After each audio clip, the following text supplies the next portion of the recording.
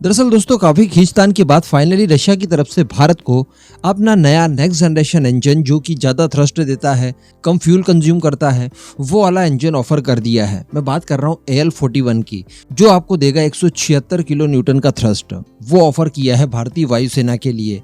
अभी इसको लेकर मैं जो आउटसाइड वाली खबर है जो निकल कर आई है वो तो आपको बताऊंगा, साथ ही इस खबर की इनसाइड खबर क्या है वो भी आज आपको इस वीडियो में जानने के लिए मिलेगी।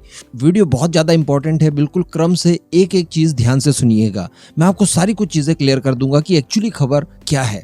दोस्तों खबर में सबसे पहले तो मैं आपको ये बता दूं कि भारत का HAL रशिया से बात कर रहा है इस समय 12 सुखोई 30 MKI नए लेने के लिए, और ऑब्वियसली पिछली बार की तरह ये किट के रूप में आएंगे जिन्हें असेंबल किया जाएगा भारत में, जो कि HAL खुद ही करेगा। मैं आपको कई बार बता चुका हूँ कि ये जो नए 12 फाइटर जेट हम लोग खरीदेंगे रशिया से, इसमें से 11 जाएंगे हमारी वायुसेना के लिए, जो क्रैश वगैरह हुए हैं उन सारी चीजों की भरपाई हो जाएगी, और एक जाएगा HAL के पास। HAL इसे टेस्ट बेड के तौर पर इस्तेमाल करेगा। जब भी कोई नया वेपन टेस्ट वगैरह करना है, इंटीग्रेशन करना है, तो इसी फाइटर जेट से करेगा।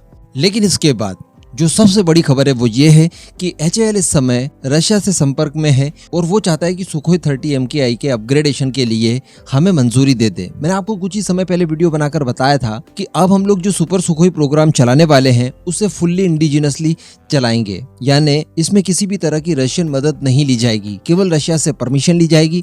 ऑब्वियसली वो उसका डेवलपर है। उसके बाद सारी कुछ चीजें DRDO द्वारा बनाई गई होंगी, जिसमें मिशन कंप्यूटर है, कई सारे सेंसर्स हैं, रडार सिस्टम है, एवियोनिक्स है, जैमर्स वगैरह है। तो ये सारी कुछ चीजें DRDO द्वारा डेवलप की गई हैं। उन्हीं चीजों को अपग्रेडेशन प्लान में शामिल किया जाएगा और HAL खुद इनका अपग्रेडेशन करेगा। तो इसके लिए डेफिनेटली पहले मंजूरी की आवश्यकता है, तो वो मंजूरी मांगी गई है इस समय रशिया से। लेकिन इसी बीच निकल कर आई है असली खबर, और रशिया चाहता है कि इस अपग्रेडेशन प्लान में जो कि HAL खुद के बूते करना चाहता है करिए, लेकिन कुछ कंपोनेंट या कुछ हिस्से, कुछ पार्ट्स हमारी तरफ से भी आप शामिल कीजिए। अब इसके लिए सबसे महत्वपूर्ण क्या है, वो चाहते हैं कि Su-30 MKI जो भारत इस्तेमाल करता है उसे बिल्कुल उसी क्लास तक अपग्रेड किया जाए जो कि रशिया खुद इस्तेमाल करता है, यानी Su-30 SM-2। रशिया जो इस्तेमाल करता है उसे SM-2 नाम दिया गया, याद रखिएगा। अब इसकी जो बेसलाइन फ्रेम वगैरह है वो तो एक समान है, लेकिन रशिया ने उसके अंदर कुछ अपग्रेडेशन किए हैं, और उस अपग्रेडेशन में सबसे महत्वपूर्ण क्या है वो है इसका इंजन।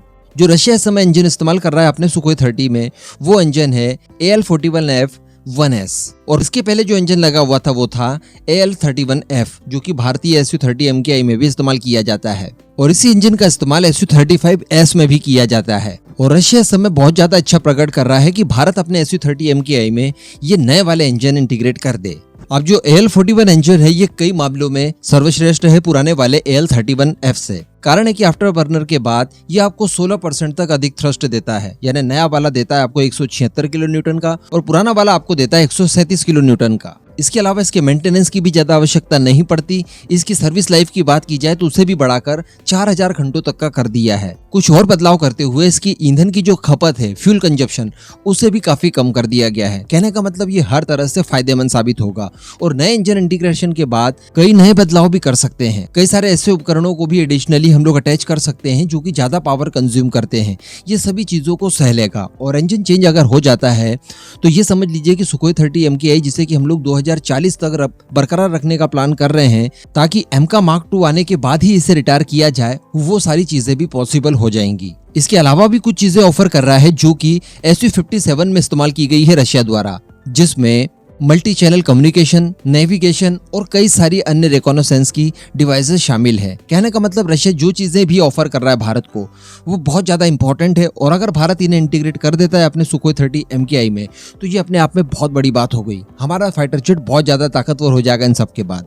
तो ये बेसिक खबर थी कि रशिया इंजन ऑफर कर रहा है और कुछ और एवियोनिक्स हमें ऑफर कर रहा है। लेकिन इसके इनसाइड खबर देख लीजिए। देखिए, भारत ने सुखोई 30 MKI को लेकर इतना एक्सपीरियंस ले लिया है कि वो सारी कुछ चीजें खुद के बूते कर रहा है।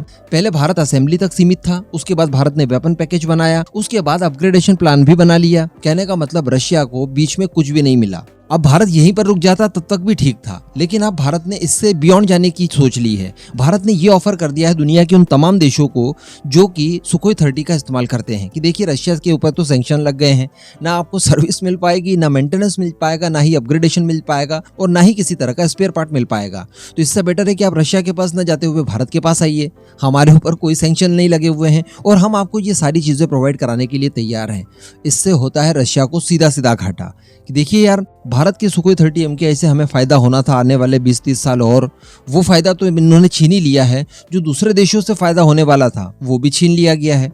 तो इन सब चीज़ों की वजह से रशिया ने सोचा, एकदम आखिरी चांस लेने की कोशिश की कि यार हम लोग ये चीज़ें आपको देना चाहते हैं, ले लीजिए, इसमें आपका ज़्यादा फ़ायदा है। मेरे हिसाब से यहाँ पर इंजन को लेकर डील कर लेनी चाहिए। अगर ये नया वाला इंजन इसमें लग जाता है तो किसी तरह की कोई समस्याएं नहीं आ सकती, वरना अगर हम लोग ये पुराने वाले इंजन के साथ ही चलते हैं तो हो सकता है कि आने वाले 1 दशक के बाद ये बिल्कुल वैसी समस्याएं देने लगे जैसा कि हमारा MiG-29K देता है नेवी वाला। कभी भी इंजन वगैरह बंद हो जाता है, रशियन इंजन है, कोई गारंटी नहीं। नया AL-41 इंजन लग जाने के बाद ये बहुत ज़्यादा ताकतवर हो जाएगा, इसकी वेट कैरिंग कैपेसिटी ज़्यादा बढ़ सकती है, नए कई सारे उपकरण लगा सकते हैं जो हाई पावर कंजप्शन करते हैं, कोई समस्या नहीं आएगी। ये सभी कंपोनेंट को रन कराने में पूरी तरह से सक्षम होगा।